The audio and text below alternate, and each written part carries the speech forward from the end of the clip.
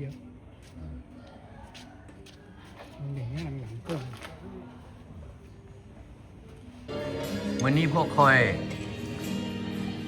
คนไทยรักซีบ้านท่าพลานไซพวกเซียวพวกอย่างนี่40 ปีเขา50 ปีพ่อๆกันบ้านนี้มานั่งกินเฟอน้ำกันนี่นะอันนี้เป็นเท่าโห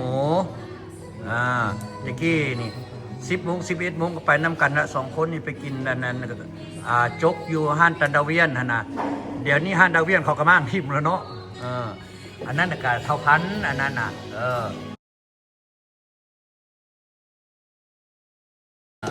อันนี้เท่าโดนนี่นะบ้านอันนี้เมนเพื่อนอยู่พันมันเพื่อนเท่าแก่บ้านแม่เพื่อนเป็นเท่าแก่น้ำแล้วตะกี้ฮะนะท่านผู้ข้านี่ก็บักต้อยมาบัดนี้ตะกี้ผมยาวนี่บ่เห็นนกมันเดี๋ยวนี้โอ้ยเกี้ยงอ้อยต้อยมันนี่เบิ่งเด้อเฟอร์นี่เฟอร์เป็นยังก่อนลืมแล้วเฟอร์เพิ่นซื้อห้างนี่ก่อนเบิ่งเด้อเฟอร์ลาวเบิ่งว่าทั่วน้อยทั่วใหญ่เบิ่งเด้อนี่เฟอร์ลาวเด้อเพิ่นเฟอร์เวียดเฟอร์อเมริกาเด้